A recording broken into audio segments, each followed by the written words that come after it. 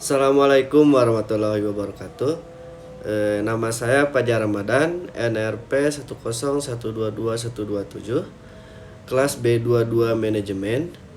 Tugas untuk memenuhi kuis semester 5 mata kuliah Manajemen Kompensasi. Definisi benchmarking kompensasi. Benchmarking kompensasi adalah proses membandingkan kebijakan, struktur gaji, tunjangan, dan fasilitas yang diberikan oleh suatu organisasi dengan perusahaan lain di industri atau pasar yang sama. Tujuannya adalah untuk memastikan bahwa paket kompensasi yang ditawarkan kompetitif, adil, dan mampu menarik serta mempertahankan talenta terbaik, sekaligus mematuhi standar industri yang berlaku. Yang selanjutnya yaitu ada tujuan benchmarking kompensasi. Tujuannya yang pertama yaitu menarik talenta terbaik, memastikan paket kompensasi yang ditawarkan kompetitif sehingga dapat menarik karyawan yang berkualitas dan berbakat. Yang kedua yaitu mempertahankan karyawan.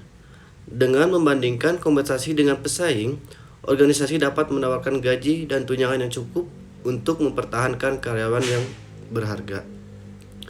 Yang selanjutnya yaitu yang ketiga, menjaga keadilan dan keseimbangan, membantu organisasi memastikan bahwa gaji dan tunjangan yang diberikan adil dan sesuai dengan standar industri sehingga menghindari ketidakpuasan atau ketimpangan internal.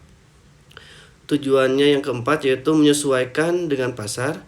Benchmarking kompensasi membantu organisasi menyesuaikan kebijakan gaji dan tunjangan agar tetap relevan dan sesuai dengan kondisi pasar tenaga kerja yang berubah.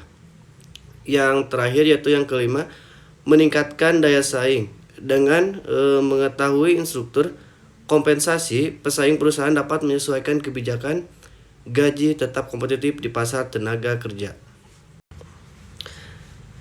Yang selanjutnya yaitu ada klasifikasi benchmarking kompensasi.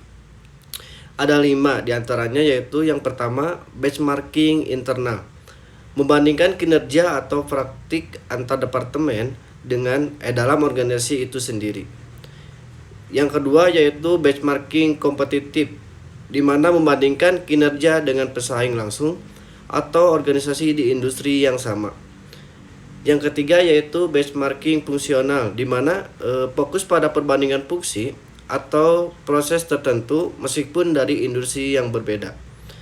Yang keempat yaitu ada benchmarking geografis, di mana membandingkan kinerja atau kompensasi berdasarkan lokasi atau pasar geografis. Yang terakhir yaitu benchmarking generik, di mana membandingkan praktik atau praktik terbaik secara lebih luas, tidak terbatas pada industri tertentu. Selanjutnya ada manfaat benchmarking kompensasi. Yang pertama yaitu menarik dan mempertahankan talenta, memastikan paket kompensasi yang kompetitif untuk menarik dan mempertahankan karyawan yang berkualitas. Yang kedua yaitu ada keadilan dan kesetaraan, membantu memastikan struktur gaji dan tunjangan adil serta seimbang di dalam organisasi. Yang ketiga yaitu menjaga daya saing, memastikan kompensasi organisasi tetap relevan dengan standar pasar dan pesaing di industri.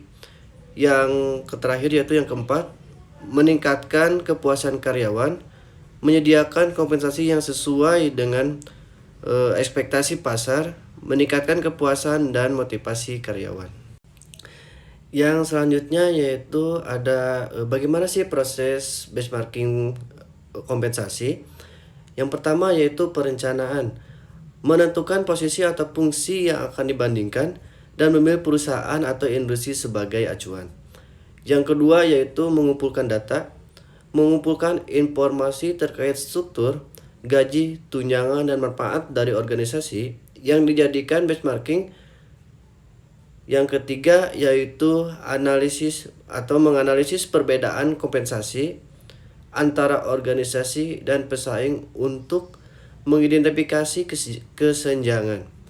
Yang keempat yaitu ada penerapan temuan, di mana menyusun rencana untuk menyesuaikan kebijakan kompensasi agar lebih kompetitif dan adil.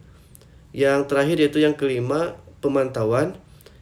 Di sini memantau dan mengevaluasi efek perubahan kompensasi untuk memastikan hasil yang diinginkan tercapai.